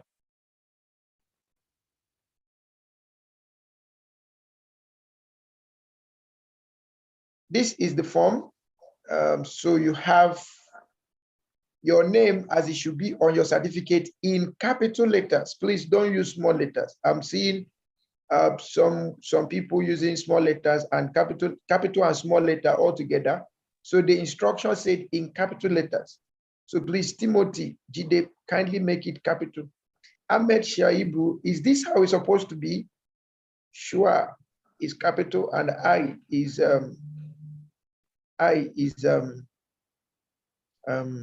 small. Engineer Shaibu, is that how the name should be? Okay, please, Mr. Lasisi, Najem, can kindly fill the attendance. I'm posting the attendance again. Click on the link in the chat room and fill the attendance. Okay, click. Okay, please also note that we don't put titles in names like I'm seeing now, Egwagura already Alexandra, PhD. Please, we don't put titles in your certificate. We only pick your name, okay, and not title. I'm seeing Victor Ngumohaike I. Please confirm that that's how the name should be. Confirm that that's how the name should be. Victor Ngumohaike I. Okay.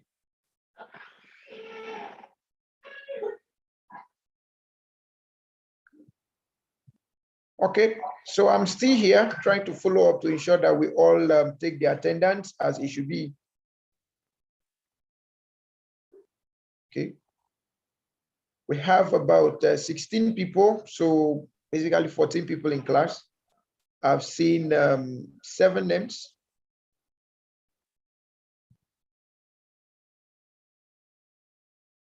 So if you've not taken yours, please ensure to do so. Ensure to do so. So I have seen Maswell Chidi Ebere, Ejikem. So I've gotten 1, 2, 3, 4, 5, 6, 7. If you've not filled the attendance, please do so. Owuru Sunday John. If you've not filled the attendance, please kindly do so. Jilani, please make sure that the name you're giving us is as you want it, and let it be in capital letters, please. Okay.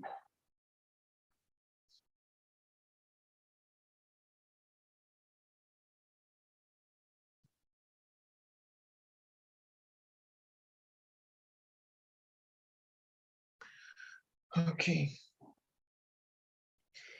I'm still with us, just to ensure that everybody has taken the attendance. All right, please, Mr. Victor, kindly unmute and let's hear from you.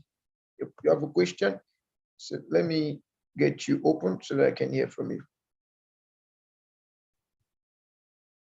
All right, sir, please kindly unmute and let's hear from you.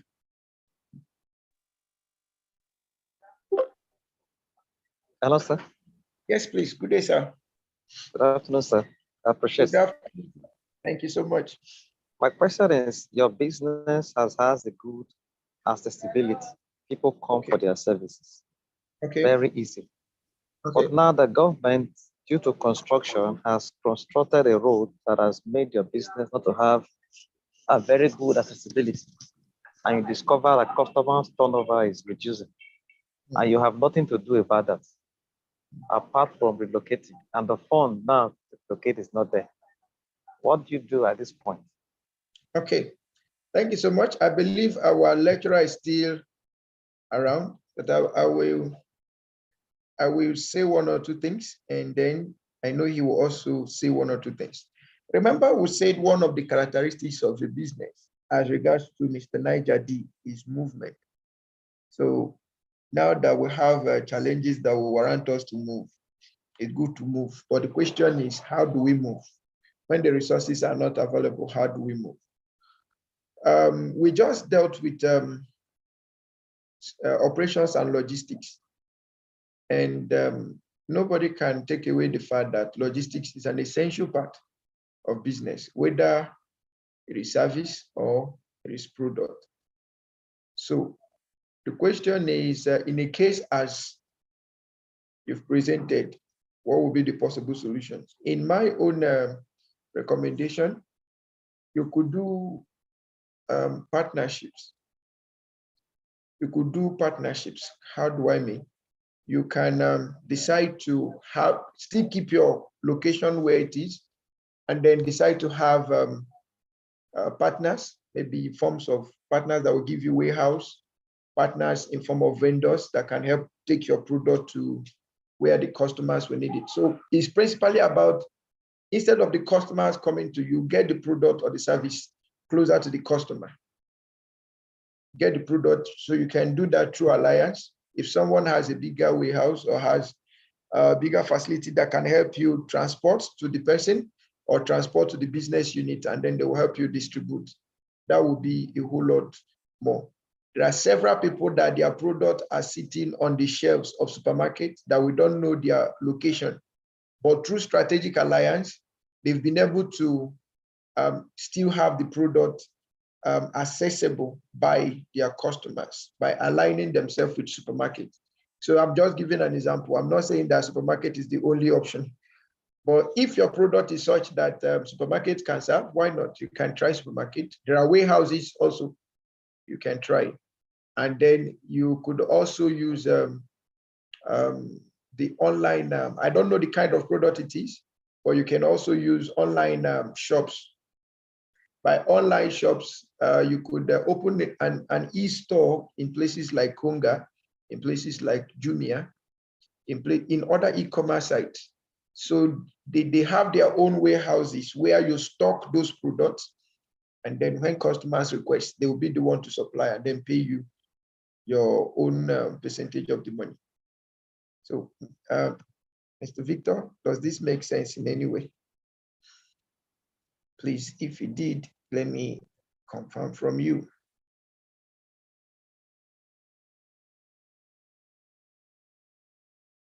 Okay. Okay, so you said it made sense.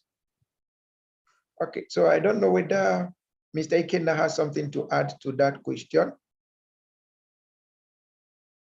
Mr. Ikenna? Mr. Ikenna, if you're still there, okay, go ahead. Yes, honestly, you've answered it. I think that's okay. You can, if you still want to take it further, you can sue the government.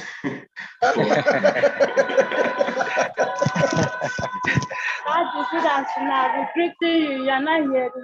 Well, you can take it further and get your claim damages. So that's the only good thing I have to add. Oh my God. Oh my God. All right. So inevitably, this is part of the role of corporate governance, the effect of government role in our own business also. However, let's always be in this consciousness that as business developers, we cannot allow situations to outweigh our own opportunities. So there must be a way out. Okay, there must be a way out. All right, any other question? Any other, at least myself and Mr. Ikenna, we are here. Any question you have now, we can give you the best advisory we can. And as we are doing that, please let's ensure to take our attendance. Yesterday, we said, irrespective of what you've learned, if you're unable to put it to practice, you've actually had nothing. Okay. So please, if you have questions, if you have issues of concern, real issues of concern in your business or in your career, apart from the fact that Ikenna is an SME expert, he's also a full-blown HR expert. So if you have any question, whether in business development or HR related, please feel free to ask us.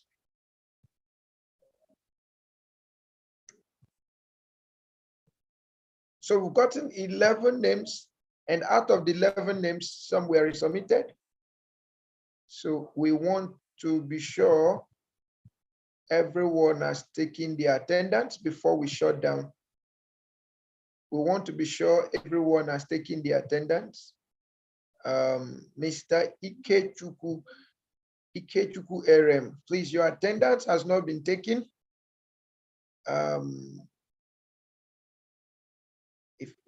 Okay, please, sir, go ahead. Mr. Victor, please go ahead.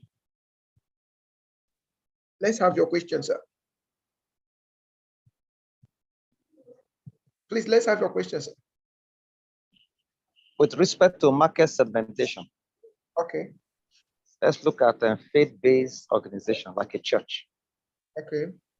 Can we say that the youth ministry, the children ministry, the old people's ministry, they are like market segmentation in a way that you can target how to reach out to the youths in a community as a kind of market, reach out to the aged, to the children, that all these are kind of in faith-based organization, market segmentation, where you plan how to reach out to each of these segments.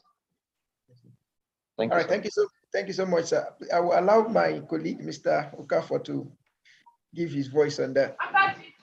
Okay, thank you. You see, when we're talking about associating yourself with a brand, let me just help you out answer that question. And I'll for both of this class, I'll call some names. And you will, if you wish to answer, fine. If you wish to just have it in your mind, good. When you call John C. Salman of Koinonia Ministry, you already know his target audience. Am I right? And if I won't be wrong if I say it's the youths. If you call Bishop Oyedepo, you already know his target audience. When you talk about the redeemed, so every church, with specific example, that question that you asked, has own target audience. It has own target audience. You go to some churches, they not tie, like they will not tie to their nose. That is their own professional, corporate, organizational packaging. Okay. When you go to some, it is native that they're not concerned about that. If you go to some, it's freestyle and different. So every church has own target. When this man was alive, late Prophet T.B. Joshua, his target was not even we here. It is mostly about the government, the international decision makers, national decision makers, and so on and so forth. So yes, it plays that same role in the aspect of church because it's an organization, and every church or every organization that has human activity should have corporate governance, whether it is church, whether it is mosque, whether it's a profit. Why? So NGOs also have corporate governance. Why do they? Even though they are getting, in quotes, free money, they don't get it like that. You must show that you have corporate governance and to also ensure continuity. Otherwise, one day you may not, you may wake up not to see your church again. And that's even why you see most churches have survived. Most churches that are surviving today, that have passed through the 90s, 80s, is because they have serious corporate governance, because they understand the market, they understand the customers that they are serving. I hope this answers your question. All right, thank you so much.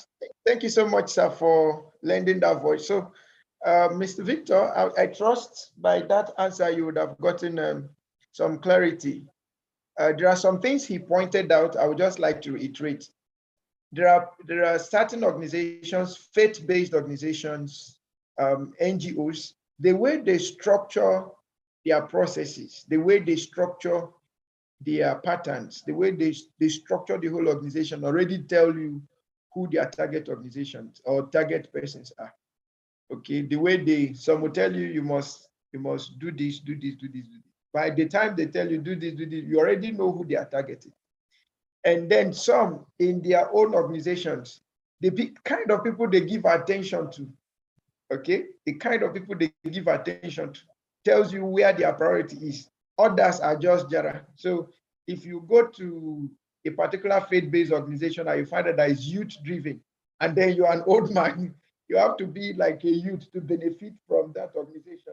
And then some people also tell you that they are faith-based, but they are looking out for the sick. So if you're not sick, you're not really their challenge. There are some that they are telling you that they are faith-based, but their own is that they are looking for criminals. They are looking for those in prison. those in the prostitutes and all of that. So if you're not a criminal, you're not a prostitute, you're not their main target. That does not mean if you join them, you will not get something, but you're not their mentor. So every organization must have defined target. Please, please, Mr. Kenna, if I don't know if you can go back to that segmentation or market analysis where we have total market and all of that, that particular diagram. Let's show it again so that we can understand some things there. Okay. Mr. Kenna, yeah, that market analysis, that segmentation, if you can please share it again.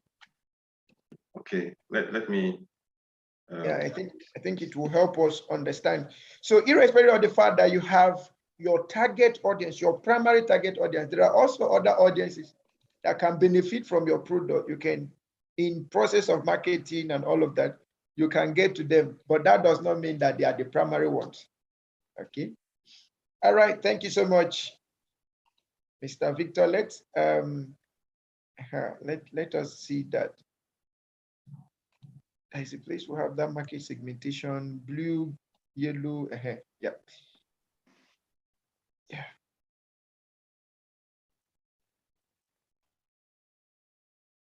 So you could see what the screen is showing there.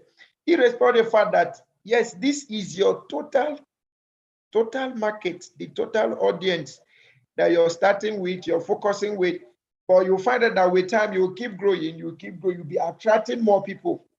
So for instance, let's assume that your ministry is a youth-based ministry. One day they will get old, okay, irrespective of the fact that they are youth-based, one day they will transit to becoming old people.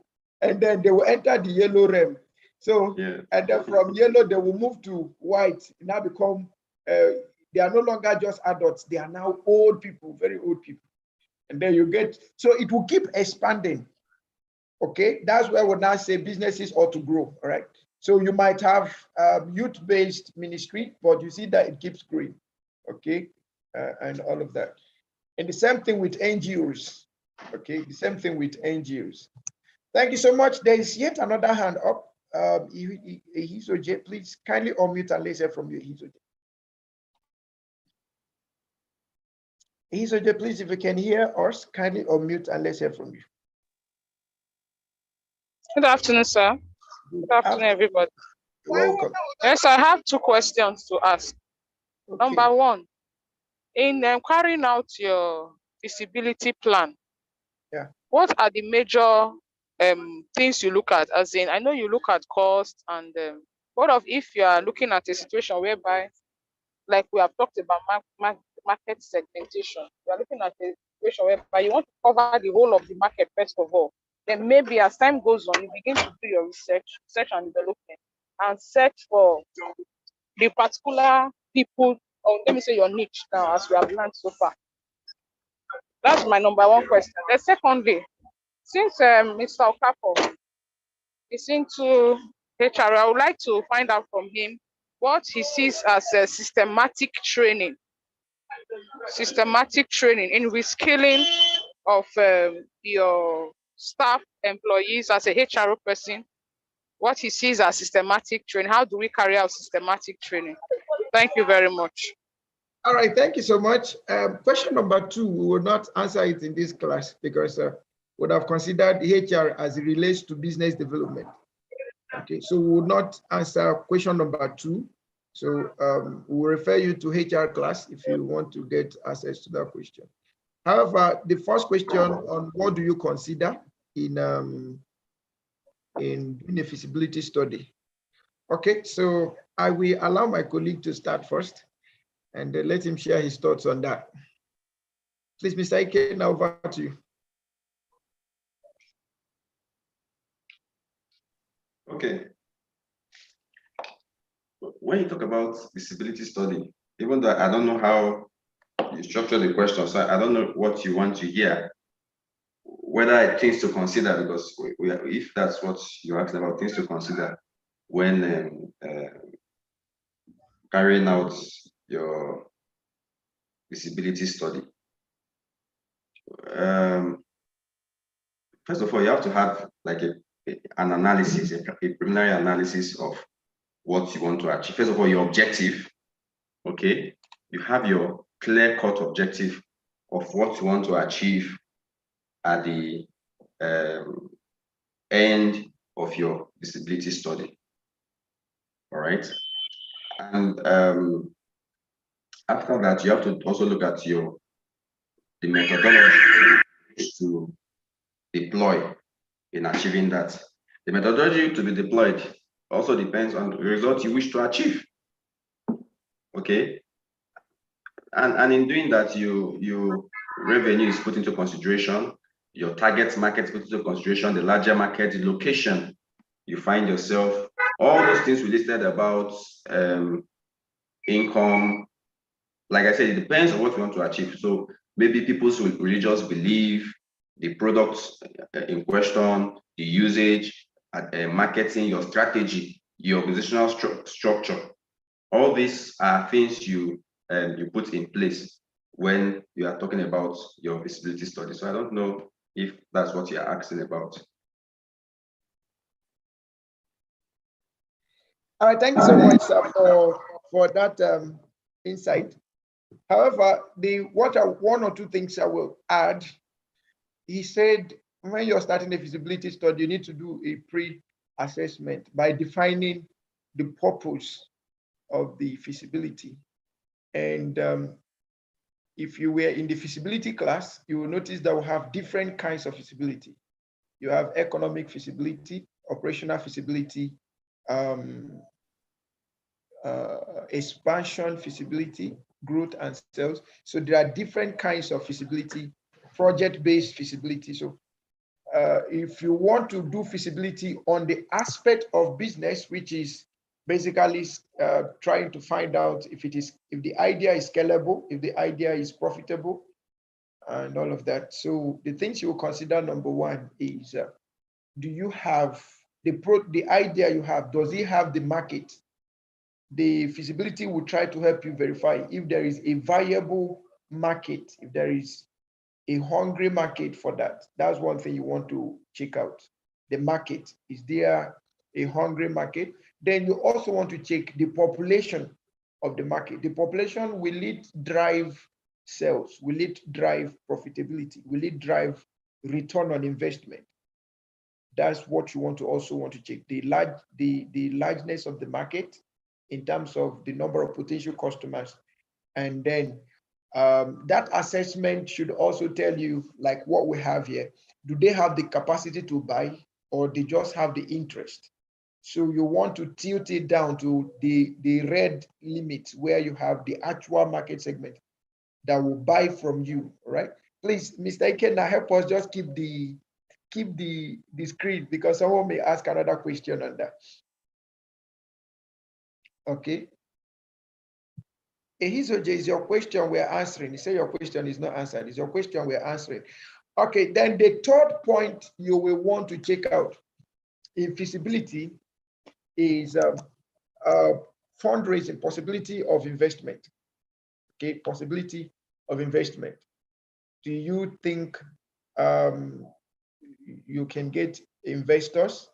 So your profitability index, or your profitability analysis, or your cash flow projections, supposed cash flow, will be the things to decide. So there are quite 1, 2, 3 things you will want to find out. But primarily, you must first of all decide, why do you want to do a feasibility study? Is it a feasibility to start up a business? Is it a feasibility to improve effectiveness and efficiency in operations?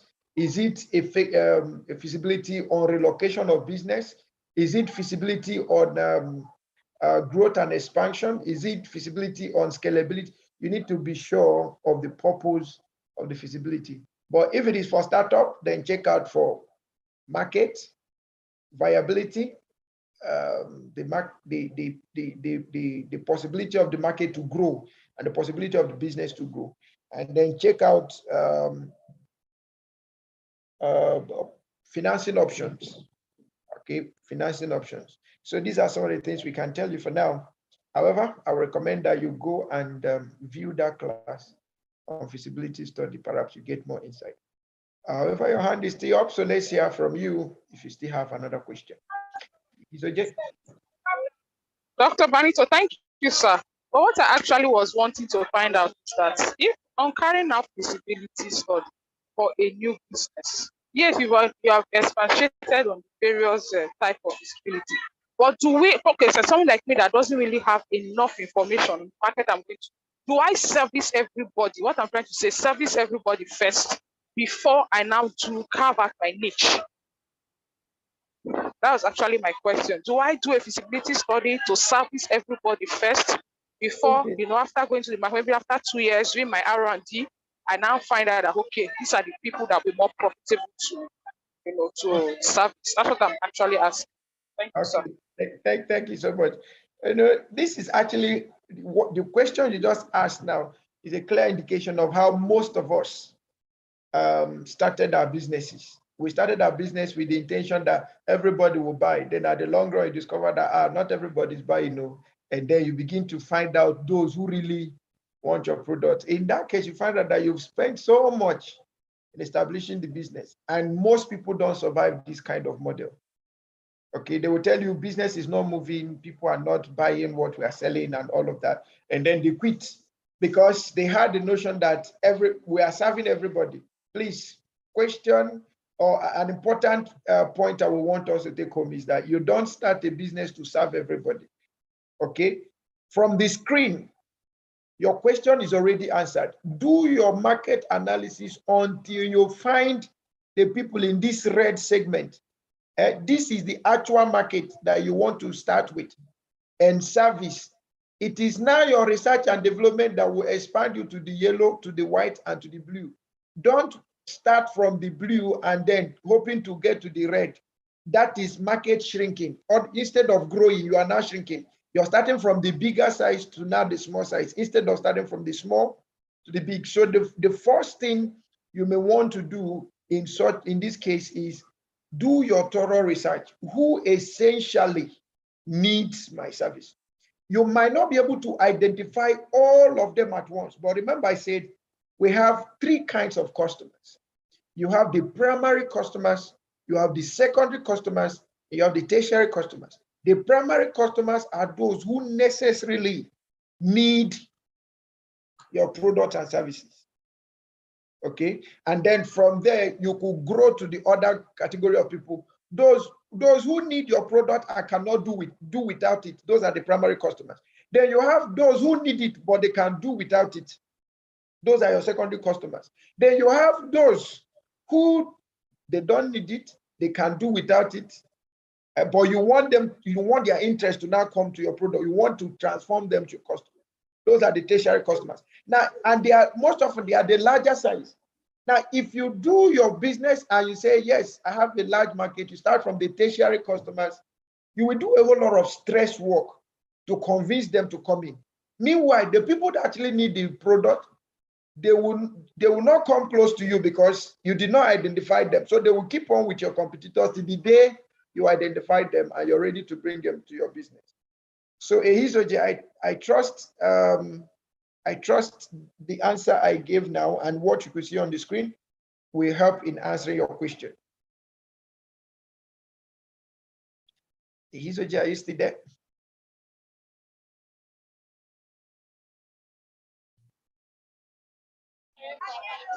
Yes, I'm here. I'm hearing you, sir. I'm with you, sir. Okay, so what I just said now, does it in any way answer your question? Yes, you have, sir. You've answered it simply by saying that we cannot just start in general. If not, we're going to waste resources. So I have to ensure I do my market analysis very well before I'm able to decide. Thank you, sir. Thank you so much. You are a very intelligent person. Thank you, sir. Thank you, sir. Okay. If we have any other question, please ask us question. Some of us are sitting here now and could be retiring in the next 1 week, one year. I was at the office I was at a prominent office, one of the ministries here in Abuja, and one of the offices. This person's role in the whole civil service is a major role. And I asked this person a question after a whole long talk and all of that. I said, sir, what's your retirement plan like? The man said, the man told us that he was retiring in the next 1 year, 6 months. I'm like, wow, that's nice. So I was like, for you to be retiring, no, you already know when you're retiring. So what's the retirement plan? And the man looked at me like in a shock. I was like, he doesn't have one. Like, what?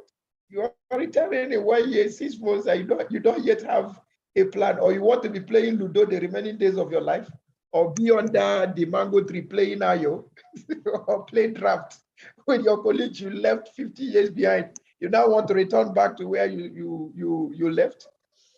So you can ask us your questions, because business development could lead you, if you're close to retirement, you could have this knowledge helping you to develop ideas that you can go into after retirement. If you're working class, I was in a bank yesterday, and very early, because I needed to do some important transaction. And around after 8, they opened the door, we went in, but up to 8:10, nobody was at the counter to attend to us. And we're like, we had to come here very early because we wanted to go to work. So there was this woman who was in my front, and she was shouting. She had to go to the counter and was shouting. He said, I worked in this bank in 1992. This was where I used to sit. Okay. He said, this was where I used to sit. I was like, wow, this is a nice experience. So someone, since 1992, we had to return to the same place again.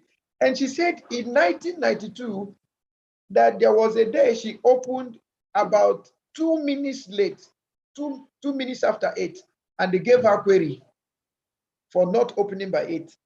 And now by 8:10, 8:15, 8:20, the people were not on the counter, and nobody was saying anything. Everybody was just laughing all around. And I was like, no wonder the place is just decaying, because efficiency, effectiveness are drying up. The culture that used to be there is gone. So if you experience such thing in your own organization, why don't you ask us? Maybe there are 1 or 2 this thing we'll give. However, I think this is all we could take for now. Our classes continued next week by Thursday, and that will be it. So till we meet again, I believe everyone has taken their attendance. If you've not taken your attendance, the attendance sheet is still there. I will give just an extra 30 seconds